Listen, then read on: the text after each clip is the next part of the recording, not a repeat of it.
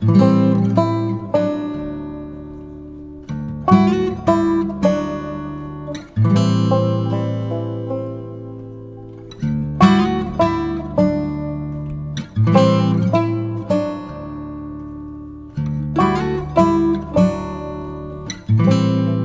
warahmatullahi wabarakatuh. Perkenalkan, saya Randi Raharja sebagai pengelola Osa Snack.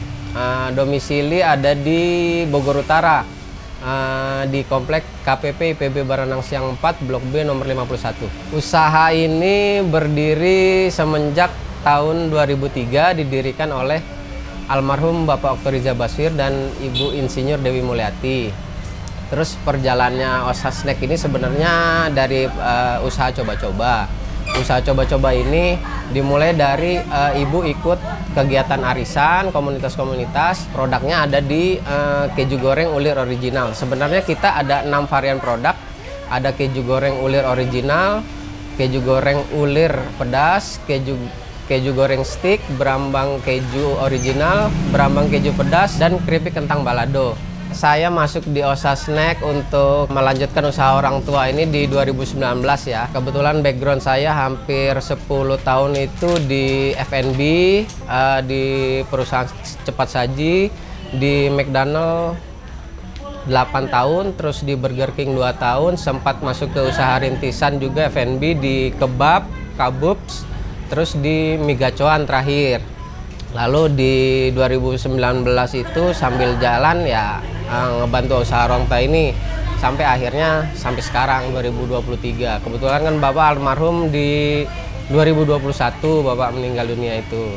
Jadi melanjutkan sampai di 2023 sekarang ini. Ibu karena sudah tidak aktif di operasional perusahaan, jadi ibu di balik layar aja.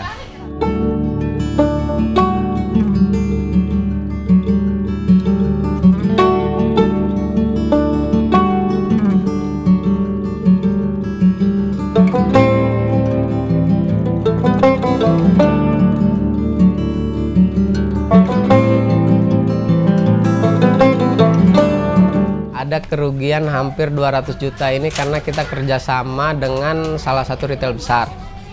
Salah satu retail besar ini dikoordinir dengan satu orang. Nah, satu orang ini menggelapkan satu PO lah, satu atau dua PO untuk pemesanan. Jadi pesan ke kita rutin setiap PO-nya, tapi pembayaran dari retail ke yang bersangkutan itu sudah masuk. Cuman dari yang bersangkutan tidak mengirimkan ke kita, ke Osa Snack. Jadi ada pihak ketiga yang merugikan kita. Tapi dari pihak retail itu tidak ada pemotongan atau penangguhan untuk pembayaran. Sebenarnya dari pihak retail melakukan pembayaran secara rutin dan tepat waktu. Hanya saja di pihak ketiga ini yang koordinator kita dengan pihak retail itu ada bermain uang itu. Jadi kita mengalami kerugian hampir 200 jutaan. Namun orang tua melihat itu sebagai tantangan berikutnya. Jadi setelah untuk terpuruk ya harus bangkit lagi karena usaha ini udah lumayan diterima pasar seperti itu. Produk-produk yang pesan orang tua itu yang harus dijaga, ada 3 pesan orang tua, yaitu menjaga kualitas bahan baku. Jadi bahan baku naik atau mengikuti harga pasar itu tetap kita konsisten menjaga bahan baku. Terus yang kedua menjaga finish produk, bagaimana kondisi finish produk. Terus yang ketiga kita menjaga customer relationship. Pesan orang tua sih seperti itu. Jadi itu yang masih kami jaga sampai sekarang. Kebetulan kita punya karyawan hampir 12 orang. 1 kepala produksi dan 11 tim produksi. Nah, sebenarnya kita memberdayakan masyarakat sekitar ya, maksudnya karena kita ada di komplek perumahan ini, kita memberdayakan masyarakat seberang walaupun dalam satu lingkup RW untuk menjaga solidnya karyawan yang hampir lebih dari 15 tahun ini kerja sama kita. Keluh kesahnya mereka kita tampung lah, apa yang kita bisa perbaiki mungkin kepada karyawan itu kita perbaiki. Terus feedback, kritik, keluh kesah mereka juga kita tampung. Apa yang kita bisa perbaiki langsung atau kita perlu diskusi dengan internal, itu kita laksanakan.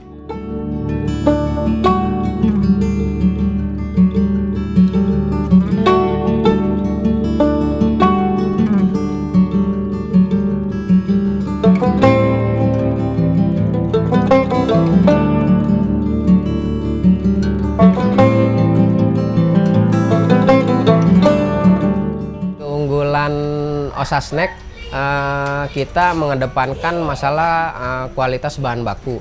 Kita pakai kualitas bahan baku yang middle up ya, bisa dikatakan seperti itu.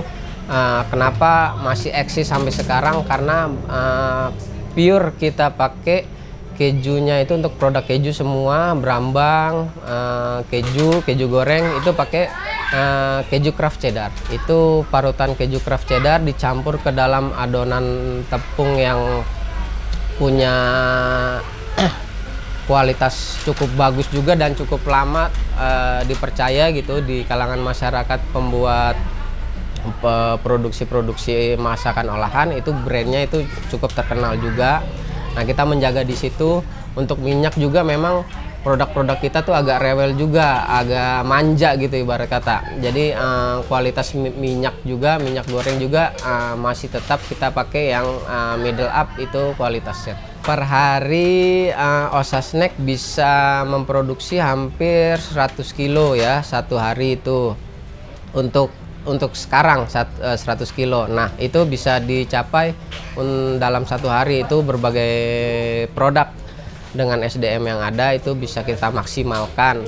Tapi ketika untuk meningkatkan kuantiti produksi dari yang sudah ada, itu kita perlu hampir 5 SDM lagi lah untuk mengejar kelebihan yang produksi dari yang sekarang dimaksimalkan. Sebenarnya standar kita udah ada standar dari Dinas Kesehatan, terus pakai Dinas Badan POM juga kita ikut untuk melaksanakan SOP tersebut. Terus untuk di sini mungkin ada tata tertib, tidak lebih ke SOP karena masih UMKM gitu ya.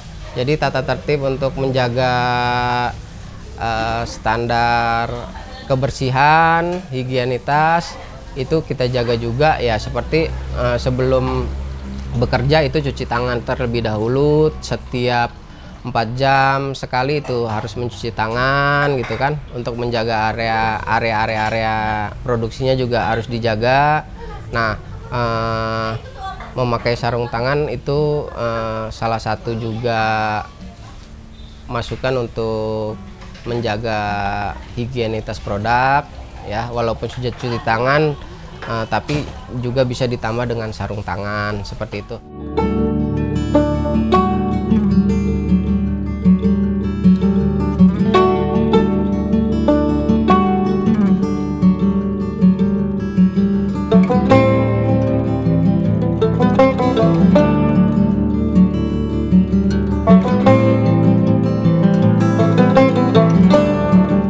Kita alhamdulillah sudah masuk ke retail menengah ya. Contohnya di Alfamart dan Indomaret, tapi masih di sekitaran Kota Bogor. Nah, di mana aja sebarannya? Ada di Indomaret Lingkar Bogor Utara, terus Mutiara Bogor Raya, Danau Bogor Raya, terus Fresh Pajajaran, Ahmad Yani, Air Mancur, terus di daerah Cimanggu Raya, terus di daerah Dermaga sama Surya Kencana. Nah, selanjutnya di mana saja? Ada di toko buah, All Fresh dan Total Buah, Rumah Buah, terus di toko-toko oleh-oleh ada di Priangan Sari Puncak, terus Lapis Bogor Sangkuriang, itu kerjasama kita, sama di Bakpia Kukus Tugu Jogja, itu untuk sebaran yang kita masukkan secara personal.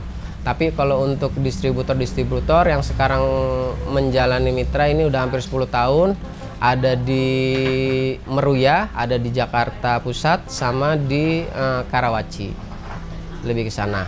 Untuk pemesanan yang via e-commerce kita ada di Blibli, terus ada di Shopee dan di Tokopedia, keju goreng Osa.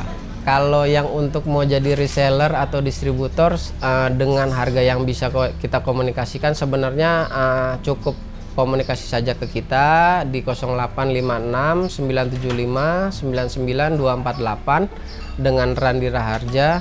Kita bisa buka obrolan lah untuk menjadi reseller dan distributor. Sekarang perbedaannya reseller atau distributor itu lebih ke kuantiti saja. Kalau untuk reseller itu minimal 4 kilo itu udah jadi reseller kita. Tapi kalau untuk distributor minimal di atas 25 kilo. Nah, untuk ekspedisi bisa kita request terhadap customer sesuai keinginan customer, atau kita juga punya saran untuk masukan kepada customer untuk ekspedisi. Nah, harga itu untuk per kilonya ada di 110 sampai 120 per kilo. Kecuali kentang balado itu ada di Rp200.000 per kilo.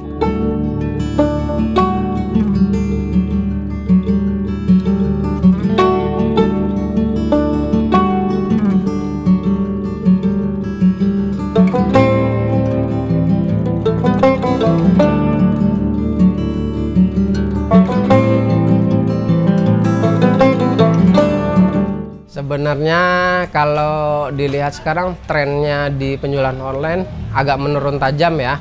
Kalau dilihat dari penjualan online kita itu pendapatannya mungkin hanya 1-3% dari omset target per bulan, walaupun sudah mengikuti iklan-iklan yang ada di e-commerce. Sekarang strateginya adalah mencari distributor baru di daerah-daerah yang kota besar.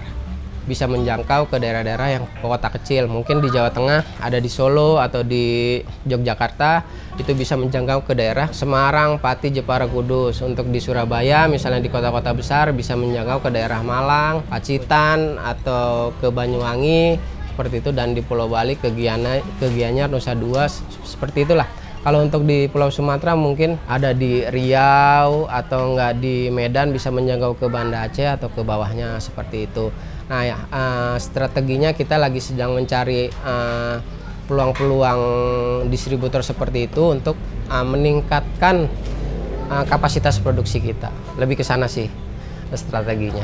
Sebenarnya motivasi dan trik juga ya sebenarnya kepada teman-teman yang mau memulai usaha itu meminimalkan investasi.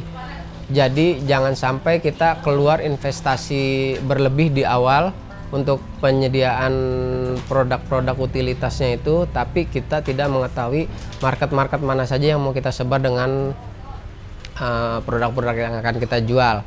Nah, kedua itu semangat. Kenapa semangat? Ide-ide brilian dari teman-teman itu yang memulai usaha itu udah sangat bagus menurut saya. Banyak ide-ide brilian dengan berbagai macam inovasi, cuman semangatnya ini di awal saja.